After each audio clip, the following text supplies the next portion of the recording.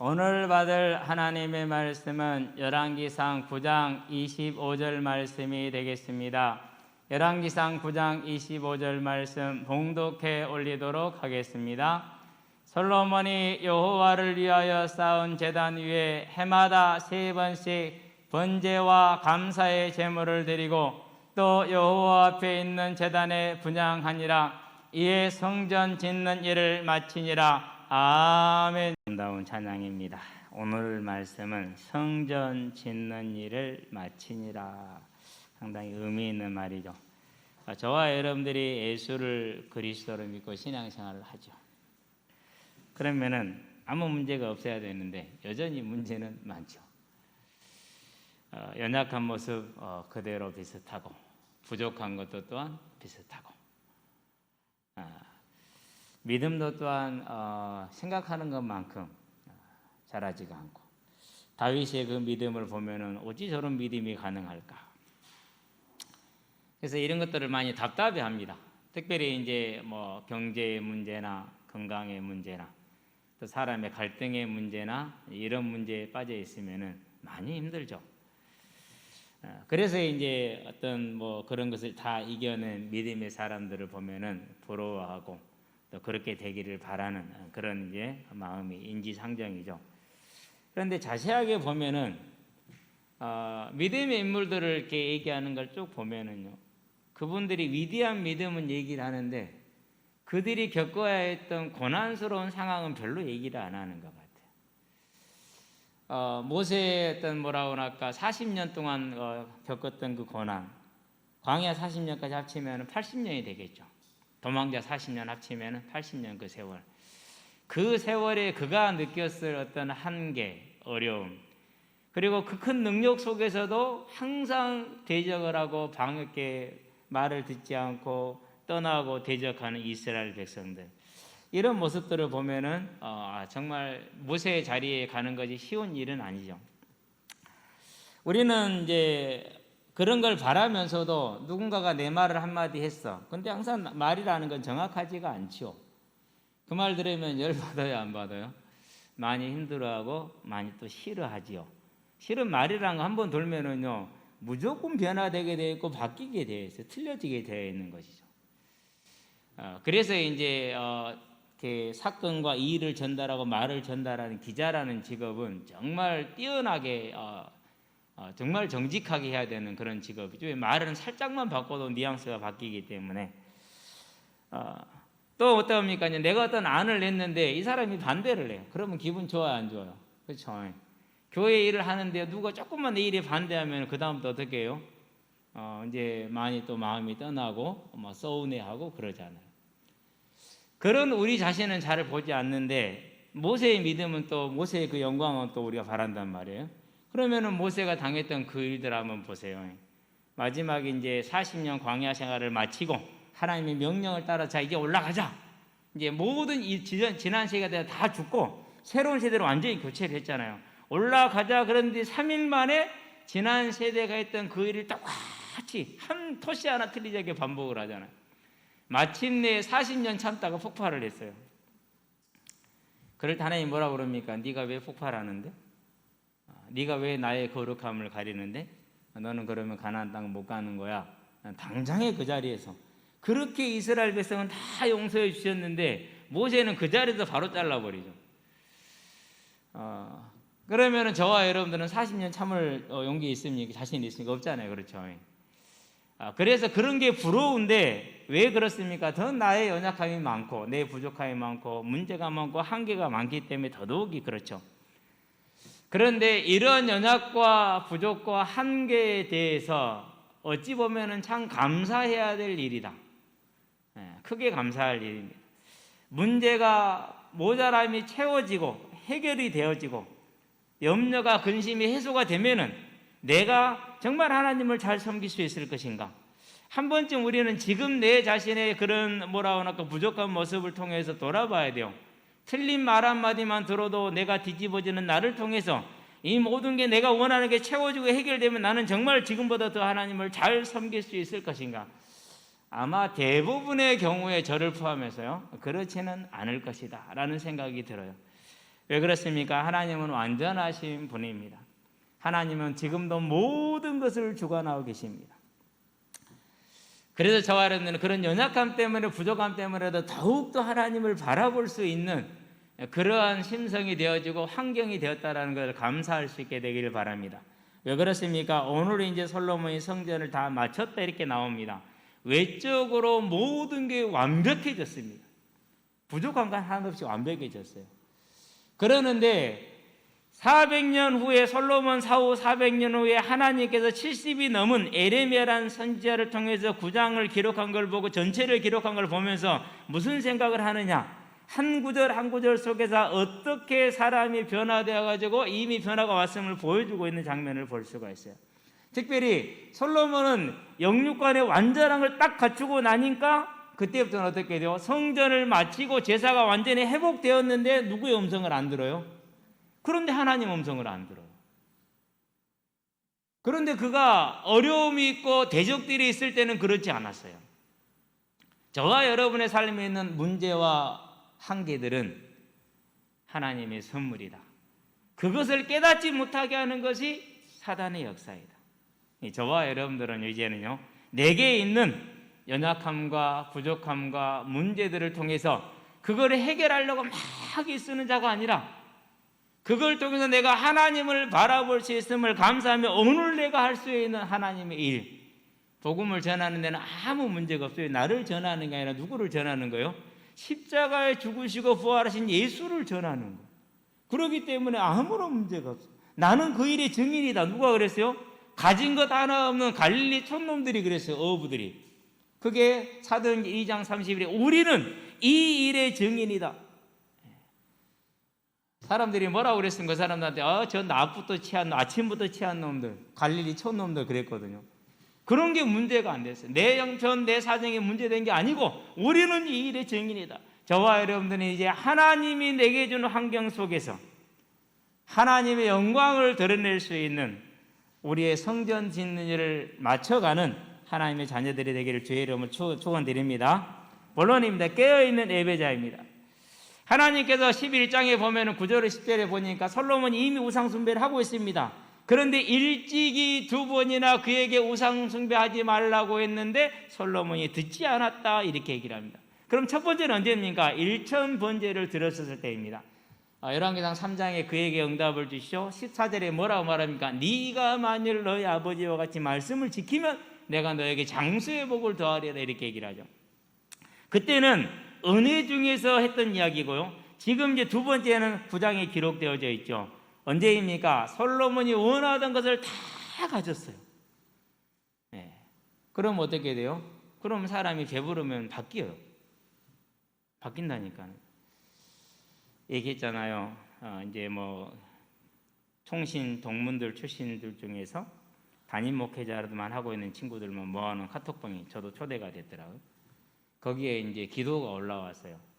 미얀마에 계시는데 증상이 딱 코로나야. 고열과 두통. 갑자기 원래 코로나 이게 증상이 없다가 드러나면 이렇게 갑자기 나온단 말이에요. 폐에 전염이 돼버렸으니까. 그러면서 대사관에 약을 타러 갔는데 대기 중이래. 아마 람데시비를 타러 간 거예요. 그러면은 그걸 타러 가야겠어요. 병원에서 처방을 해줘야겠어요. 무사들이 해줘야겠어요. 그렇잖아요. 근데 그걸 타러 가야 돼. 의료 시스템이 안 돼. 그러면 10중 8구는 이제 뭐밖에 없는 거예요? 치료를 못 받는다는 것밖에 안 되죠. 그렇죠? 그러면 그분의 사정이 얼마나 궁급합니까? 근데 저와 여러분 궁급함이 느껴져요? 안 느껴져요? 내 배부르거든요. 안 느껴져요. 그게. 그러니까 저와 여러분들이 문제가 해결이 되었을 때, 내가 원하는 걸 채웠을 때 나는 지금보다 더 많은 헌신을 하고 더 많은 하나님의 일을 할 것이다라는 착각이 일반적인 착각이라는 사실. 오늘 내가 하나님께 하는 것이, 그것이 나의 최선임을 알고 더욱더 힘을 낸 저와 여러분이 되기를 바랍니다. 그러니까 솔로몬이 모든 걸 가졌었을 때 하나님께서 경계의 말씀을 주시는데 안 들렸다라는 사실이죠. 이건 우리가요 이상할 거 하나도 없어요. 저와 여러분들이 예배 드렸다 해서 갑자기 바뀌어요, 안 바뀌어요? 잘 안 바뀌잖아요. 그렇죠? 한 주간 그 말씀대로 살아요, 안 살아요? 별로 안 살잖아요. 그렇죠? 그러는 거예요, 그게. 그런데 솔로몬이 한 번 들었다가 바뀌겠습니까? 일생에 2번밖에 안 들었는데, 우리는 매주 듣는데, 저와 여러분이 얼마나 복된 자인지를 보게 되길 바랍니다. 그런데 더 큰 문제가 있어요. 들을 수 없는 더 큰 문제가 있어요. 근본적인 게 뭐가 있느냐? 솔로몬의 불신앙은 처음부터 있었고 불신앙 행위들은 처음부터 지속이 되었는데도 불구하고 하나님의 은혜는 계속 왔다라는 사실이에요. 자, 열왕기상 3장에서 뭐하죠? 솔로몬이 이방 여인과 결혼을 해요. 그렇죠? 그 결혼이 한 번으로 끝났어요? 1000명이잖아요. 그러면은 1000명의 이방 여인들 대부분이 왕족들일 건데 그들과의 결혼을 뭐 대충 집어치웁니까? 처바나 드리는 것처럼 너 우리 집 와서 살아 이렇게 하겠습니까? 안 그렇잖아요. 뭐 해야 돼요? 최소한 왕의 격식을 갖춘 결혼식을 해야 되잖아요. 1000번을 한다고 생각을 해보세요. 상견례도 해야겠고 예물도 왔다 가야겠고 그렇죠? 식사도 한 번 해야 될 테고 주변의 왕국과 모든 그런 중요한 직책에 있는 귀족들과 다른 나라의 타국에 1000번의 결혼을 하고 있어요. 그런데도 하나님 은혜는 임하고 있어요? 안 임하고 있어요? 임하고 있잖아요. 이게 이제 솔로몬이 착각을 할 수밖에 없는 하나님의 말씀에 귀를 기울이지 못하게 되는 큰 하나의 동인이기도 해요. 그가 1000번째의 응답을 누렸어요. 성전 건축하고 그 영광을 보았어요. 나라는 더없이 강성해졌어요. 주변에 모든 사람이 와서 자기를 배우기를 원해요. 얼마나 그러니까 그 믿음에 뭐라고 할까 그 증거들이 많습니까? 얼마나 힘이 나겠어요. 그렇죠? 자, 그러고 있는데 나는 계속 축적을 하고 있고 계속해서 애굽에 가서 말 사오고 있고 주변에 나라들 가서 말을 사오고 있고 그래요. 그런데도 문제 있어요 없어요? 지금? 문제가 없는 거예요. 이 너무너무 나라가 잘 되고 있어요. 너무너무 일은 잘 되고 있어요. 거기에다 어떻게 됩니까? 이제 큰 무역을 통해서 어마어마한 부가 지금 어디로 들어오고 있어요? 솔로몬에게 지금 들어오고 있어요. 매년 그렇게 무려 아라비아 반도까지 가가지고 그렇게 이제 부를 이제 가지고 오고 있단 말이에요. 자, 거기에다가 오늘 장면을 보니까 뭐가 나옵니까? 솔로몬이 여호와를 위하여 쌓은 제단 위에, 그러니까 성전 앞에 번제단을 말합니다. 제단 위에 해마다 3번씩 그랬어요. 유월절과 오순절과 수장절을 말합니다. 이 세 절기를 지금 말하는 거예요. 3번씩 번제와 감사의 제물을 드리고 그랬어요. 또 여호와 앞에 있는 제단에 성전 안에 들어가면 분향단이 있습니다. 그래서 번제단의 수술을 취하여서 분향단에 가서 이제 분향을 하는데 그건 제사장이 대신해서 해주는 일이죠. 예, 요 앞에 있는 제단에 분향하니라 그렇게 얘기를 했어요. 자, 그러면은 우리가 한번 생각을 해봐요. 자, 6월절이면은 전 이스라엘이 이제 어디로 모여야 됩니까? 신명기 16장 16절에 보니까 1절부터 16절까지 보니까 6월절, 오순절, 수장절을 얘기하면서 너희는 너희가 있는 곳에서 처소에서 드리지 말고 내가 정한 한 곳으로 와서 이 제사들을 드려라, 절기들을 지켜라 이렇게 얘기를 했어요. 그러면 이제 나라가 정비가 됐잖아요. 그리고 성전이 완공이 됐잖아요. 솔로몬이라는 강력한 군주가 통치를 하잖아요. 그렇기 때문에 6월절이다 모여라. 안 모일 사람이 있어요 없어요? 이스라엘 전역에서 유브라데 강에서부터 시작해서 애굽의 지경까지 전부 다 전 이스라엘 지역에서 수백만 명이 예루살렘에 모여서 뭐하고 있어요 지금? 일주일 동안 6월절을 지키고 있어요.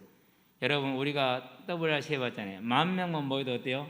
기분이 다르고 때깔이 다르죠. 그런데 지금 몇만 명이 모여요? 수백만 명이 모여서 며칠을 같이 하고 있어요? 일주일, 앞과 뒤로 한 달 정도는 돼야 돼요. 왜요? 멀리서 오니까 미리서들 올 거 아닙니까? 그때 영적인 분위기, 느낌이 어떠겠어요? 더군다나 다 대표 주자로 누가 하고 있어요 지금? 가장 먼저 예배드리는 사람은 왕인 솔로몬이죠. 그러니까 이 영적인 분위기라 감격이라는 것이 상상을 초월하고 있어요. 그런데 내가 하나님의 말씀을 떠났다고? 택도 없는 소리. 그러겠어요? 안 그러겠어요? 당연히 그럴 만하지요. 당연히 그럴 만해요. 자, 이러한 솔로몬의 상태가 뭡니까? 육적으로 모자란 거 아무것도 없어요. 대적도 없어요. 심지어는 1000명의 여자들을 밖에서 데려왔기 때문에 다 사돈관계야. 다 친척이야. 거기다가 모세 성막 이후로, 모세 광야 생활 이후로 한 번도 지켜보지 못한 뭘 지키고 있어요 지금? 6월절, 오순절, 수장절이 이제 제대로 지켜진 거예요. 사무엘상 4장 11절에 보니까 사무엘이 지금 선지자로 올라서기도 전에 언약궤는 어떻게 됐어요? 이미 뺏겨버렸어요. 그래서 그 언약궤는 실로에 돌아오지를 못했어요. 언제까지요? 솔로몬이 성전을 지어서 온전히 할 때까지 돌아오지를 못하고 성막 따로 있고 언약궤 따로 있는 생활이 다윗이 끝날 때까지도 이어져요. 다윗이 예루살렘으로 언약궤를 가지고는 왔어요. 사무엘상 6장에 보니까. 그런데도 불구하고 솔로몬이 모세 때 지었던 성막은 어디에 있었어요? 그것은 다른 곳에 있었어요. 다른 곳에. 아마 기브온 기브온의 산당에 있었어요. 그게. 이 실로에서 이제 기브온 산당으로 옮겨진 그런 상태였어요. 언약궤 따로, 성막 따로. 그런 상황이 사무엘 때도 지속이 되어졌고 다윗 때도 지속이 됐어요. 그런데 누구 때 와서 해결이 된 거예요? 솔로몬의 때 와서 해결이 됐어요. 그리고 드디어 이스라엘 백성은 다 모여서 함께 여호와를 찬양하는 유월절과 오순절과 수장절을 함께 지키고 있어요. 얼마나 지금 충만한 상태겠습니까? 그런데 그러한 상황이기 때문에 하나님께서 그에게 경계를 줄 때 나는 뭐 당연히 잘하고 있지. 뭐 나보다 더 잘할 수 있겠어? 라는 생각을 하겠어 안 하겠어? 할 수밖에 없죠. 사람이면 그러는 거예요. 자, 여기서 우리는 뭘 보는 것입니까? 그의 완전한 힘이 갖춰진 것들이 오히려 그를 하나님으로부터 떠나게 만들었다라는 사실을 저와 여러분이 볼 수가 있죠. 그렇다면은 이제 우리는 뭘 하나를 버려야 됩니까? 멈출 게 한 가지가 있어요. 내가 지금보다 더 나아지면은, 이 문제가 해결이 되면은, 내가 뭘 하고 나면은, 이걸 마치고 나면은 우리는 그런 생각을 많이 하죠. 그 생각에서 빨리 벗어나야, 그 착각에서 벗어나야 돼요. 또 한 가지 착각이 있죠. 작은 건데요. 실은 또 심각할 수도 있어요. 문제가 왔고 연약이 왔고 부족이 왔고 곤란함이 왔어요.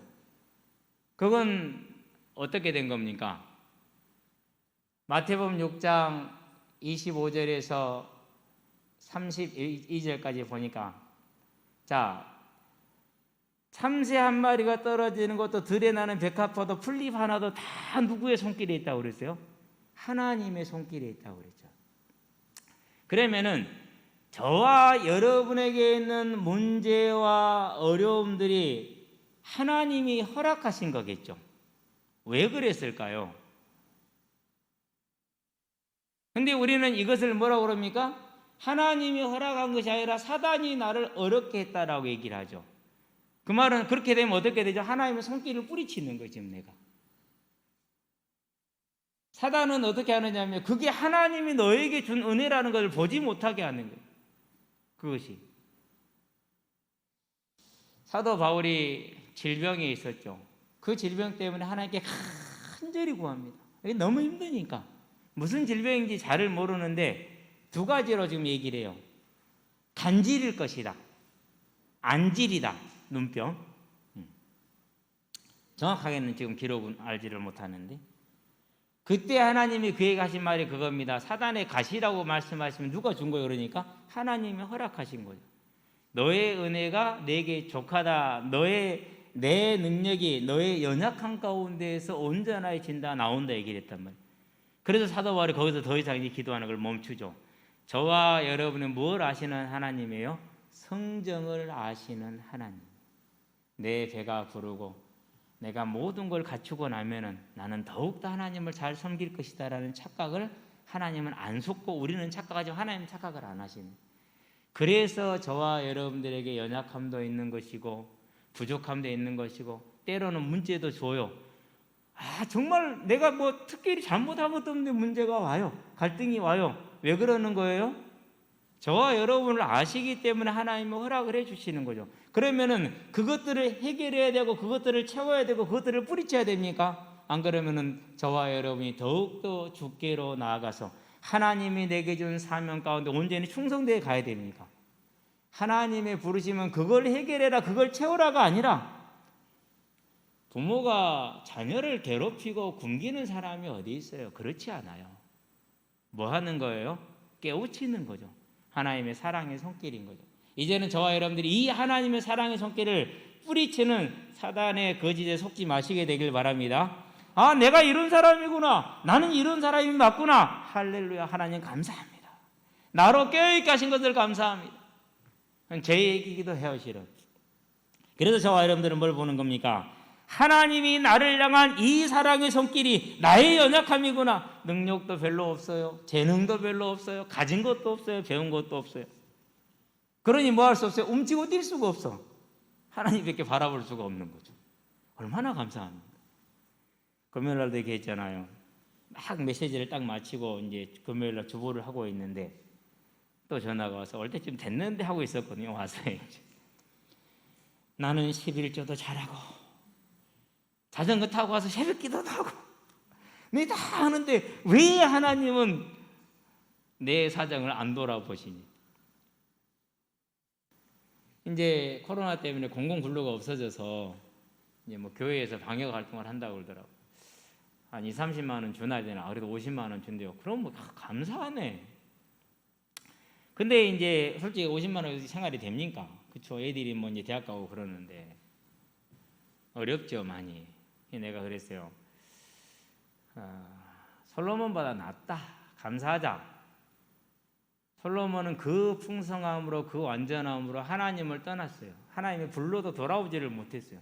근데 우리는 떠날 게 있어요, 없어요? 떠날 것이 없어. 가진 게 없으니까 갈 데가 없는 거라. 하나님밖에 의지할 수밖에 없어. 그게 더 나아요. 차라리 배불러서 떠나는 게 나아요. 물론 문제가 힘들고 몸이 힘들고 아프면은 그래서 빨리 해결되기를 바라는 건 당연한 거예요. 그러나 완전하신 하나님께서 저와 여러분을 아실 때 차라리 그것이 훨씬 낫다라는 주님의 음성이기 때문에 그렇다면 우리는 뭐 해야 됩니까? 이 하나님의 음성을 알고 이제는 다른 것을 바라는 것이 아니라 즉 갈급함을 채우기를 원하는 그 믿음과 그 바람을 멈추고 이제 하나님의 때가 가까웠으니 하나님의 나라를 향해서 오늘날을 하나님께 드릴 수 있는 저와 여러분의 삶이 되게 하시기를 바랍니다. 그래야 돼요. 어제 이제 오후에 비가 왔잖아요. 4시경이 끝이긴 했는데 한 10시에나 전화가 왔어요. 목사님 오늘 비 맞고 합시다. 참고로 그 전화한 친구는 초등학교 3학년입니다. 내 친구들 전부 다 전화한 애들이 뭐 그래요. 오늘은 나 비 맞고 싶지 않아. 그랬거든요. 차라리 그러면 비 맞고 우리 한 4시에 모이자 이랬으면은 현장에도 유지가 됐겠죠. 그 안 하고 이제 집에 있으니까 시간이 안 가. 환장하겠어. 좀 누워있었더니 등짝이 아파. 누워있지도 못하겠어. 집안은 눅눅해. 눕지도 못해. 등짝은 아파. 밖에도 못 나가. 이것도 못해. 저것도 못해. 내가 그래도 토요일마다 매일 현장에 나가서 아이들을 만나고 복음 얘기하고 애들도 콩닥콩닥 싸우는 것도 옆에서 구경하고 그게 얼마나 참 복된 삶이었구나 또 한 번은 봤죠. 이제 나에게 있는 육신의 문제를 해결하고 채우고 이런 것을 바라는 것이 아니라 그건 하나님이 나를 하나님을 바라보게 만드는 하나님의 너의 은혜가 족하다라는 그 하나님의 손길임을 알고 이제 저와 여러분들은 모든 것에 감사하면서 가까워진 하나님의 때 하나님의 나라를 바라보며 오늘도 전도자로 저와 여러분들의 마음을 온전히 세워가시게 되기를 바랍니다. 왜 그렇습니까? 마태복음 24장 33절입니다. 말합니다. 이와 같이 너희도 이 모든 일을 보거든 인자가 가까이 곧 문 앞에 이른 줄을 알라. 그렇게 얘기했어요. 로마서에서는 뭐라고 말했습니까? 바울이 이렇게 말합니다. 또한 너희가 이 시기를 알거니와 자다가 깰 때가 벌써 되었으니 이는 이제 우리의 구원이 무엇보다 처음 믿을 때보다 가까웠음이라 그랬어요. 가까워진 건 사실이겠죠. 두 가지 측면에서 사실이에요. 일단 저와 여러분들이 나이가 들어서 돌아갈 날이 가까웠다는 사실. 처음 믿을 때보다는 그렇죠. 두 번째, 당연히 주님 오실 날은 가까워지고 있는 것이죠. 그러면 이제 우리는 뭐 해야 됩니까? 이 가까워진 날을 바라 잊어버리지 않고 세상에 묻히지 않고 육신에 묻히지 않고 하나님의 나라에 상급을 쌓을 유일한 이 시간을 아름답게 쓰기 위해서는 저와 여러분의 삶을 하나님을 바라볼 수 있는 구조로 만들어가자라는 것이죠. 그래서 아침에 깰 때 주를 바라보는 시간, 허겁지겁 준비하고 출근하기 바쁜 것이 아니라 일어나서 차분하게 주를 5분이든 10분이든 30분이든 바라보고 갈 수 있는 그 시간을 만들고, 중간에 그냥 사람들하고 그냥 주의 맞추고 사람들하고 즐거이 노는 것도 중요하고 교제도 중요하고 사귐도 중요하겠지만은 내가 하나님을 바라보는 나만의 시간 5분도 중요하고 5분만 있어도 되겠죠. 하루를 마치는 그때 그냥 텔레비 보다가 그러고 잠드는 것이 아니고 하나님을 바라보며 오늘 하루 하나님과 함께 했던 걸 바라보며 감사하며 기도할 수 있는 그 시간을 저와 여러분들이 매일매일 만들어가는 것이죠. 저는 주로 이제 메시지를 들어요. 3분의 1도 못 듣고 잠들어요. 아침에 일하보면 아침에 일나면 언제 잠드는지도 몰라. 근데 저 같은 경우는 매일 하는 것이요, 한 30여 년 살아보니까 한 가지가 제일 좋아요. 새벽에 그날 숙제해 놓는 거야. 꼭 느낌이 그래 아직까지도. 그래서 새벽에 일어나서 그날 숙제하듯이 해버려. 그러고 나면 하루가 평안하고 하루가 하나님을 여전히 바라볼 수 있는 그런 시간이 돼요. 그러면서 토요일을 다 구분하시기 바랍니다. 어떻게 구분하면 됩니까? 조금만 떼면 돼요. 토요일 저녁에 한 주간 나를 하나님이 말씀으로 이렇게 인도하셨는데 어떻게 하셨는가를 확인을 해보고, 그러면은 내일은 어떤 말씀을 주실 것인가를 기도하면서 그거 하나, 그렇죠. 조금 이제 부진을 뗀다 하면은 주보가 한 4시 5시 안에는 나와요. 와서 주보를 가져가서 미리서 보는 것도 괜찮아요. 그렇죠. 그러고 이제 오늘은 이제 하나님을 만나는 시간이잖아요. 그렇죠. 온전히 구별해서 하나님과 함께하는 시간으로 이것만 우리가 해 주어도 저와 여러분의 성전을 짓는 일에, 곧 오늘 내게 있는 문제와 연약과 사건 속에서 갈급 속에서 그것에 매몰되지 않고 빠지지 않고 또 내게 있는 많은 복에 내가 또 치이지 아니하고 뭐 할 수 있어요? 하나님을 바라볼 수 있는 깨어있는 삶을 살 수가 있다는 것입니다. 그 삶을 통해서 이 시간을 하나님의 나라를 이루는 복된 시간 되게 하시기를 바랍니다. 결론입니다. 생명의 성령의 법입니다. 사도행전 17장 24절 25절에 보니까 하늘과 바다와 천지와 바다 그 가운데 있는 만물을 창조하시고 만물을 주재하고 계신다, 이렇게 얘기를 했어요. 그러면서 사람들에게 만물을 공급하고 계신다라고 말씀하셨어요. 저와 여러분에게 있는 모든 것들이 하나님으로부터 왔다는 사실을 기억하시게 되기를 바랍니다. 몸이 연약합니까? 하나님이 그렇게 하셨네요. 재능이 별로 없습니까? 저처럼? 하나님이 그렇게 하셨어요. 그렇죠? 모든 것은 하나님께서 저와 여러분들에게 적당하고 아름답게 하셨습니다. 그러면 우리는 뭐 해야 됩니까? 이제 이 모든 것이 하나님의 은혜의 선물이다. 그래서 로마서 5장에 보니까 우리가 그리스도로 말미암아 구원을 얻었으니 이제 그리스도로 말미암아 하나님과 화평을 누리자라고 그랬어요. 그뿐만 아니라 환난 가운데에서도 즐거워하나니 환난은 연단은 소망을 이루는 줄을 우리가 알미라 그랬어요. 여기서 환난은 문제나 갈급이나 연약이나 부족과는 다른 거예요. 우리와는 상관없이 대적들로 말미암아서 핍박자들로 말미암아서 오게 되는 피할 수 없는 그런 것을 말하는 거죠. 그런 중에도 소망을 이루게 하는 것이니까 기뻐하자, 이렇게 얘기를 했어요. 자, 그러면서 이런 문제와 연단들이 하나님으로부터 오는데 왜 오느냐? 히브리서 12장에 보니까 10절에 이렇게 말합니다. 우리의 유익을 위하여 우리를 하나님의 거룩함에 참여하게 하기 위한 것이다 라고 얘기를 했어요. 그러므로 연약한 물음과 이런 것들을 곱게 하라. 저와 여러분의 삶을 어떻게 하라는 거죠? 이제 그러한 세상을 바라고 세상적인 해결을 바라는 갈급함에서 벗어나서 이제 온전히 주를 바라보는 믿음의 사람, 그렇게 될 때 의와 평강의 열매를 맺게 될 것이다 라고 말합니다. 의와 평강의 열매가 뭡니까? 그게 성전의 열매. 저와 여러분들은 주님 오시는 그날까지 뭘 지어가는 사람들이요? 성전을 지어가는 사람들. 우리 개인의 성전을 아름답게 지어가시게 되길 바랍니다. 저와 여러분의 삶이죠. 또 다른 이들의 성전을 지어주시게 되길 바랍니다. 전도이죠. 우리가 그 하나님의 부름에 우리 자신을 온전히 드릴 때 저와 여러분들의 성전은 계속해서 지어져 갈 것이고, 우리에게는 연약함이나 부족함이나 이런 것들은 우리를 교만하지 아니하면 나태하지 아니하고 하나님을 떠나지 않게 하는 하나님의 사랑의 손길로 우리를 어떻게 할 것이라고요? 넉넉히 하나님의 나라에 들어가게 하는 하나님의 인도일 것입니다. 그래서 하나님이 뭐라 말합니까? 징계가 없으면 사생자요 자녀가 아니다 그랬어요. 저와 여러분들은 그런 연약과 부족이 우리가 해결해야 될 것이 아니라 하나님이 나를 붙드시고 나를 인도하시는 하나님의 인도이고 사랑이란 걸 알고 이제 그 안에서 내 자신을 예배자로 전도자로 온전히 세워나가는 영적인 삶과 그 규모에 승리하기를 주의 이름으로 축원드립니다. 기도합시다. 살아계신 아버지 하나님, 하나님께서 우리를 부르시되 연약한 가운데 부르시며 부족한 가운데 부르시며 문제 가운데 부르시며 환난 가운데 부르시며 핍박 가운데 불러주신 것을 감사를 드립니다.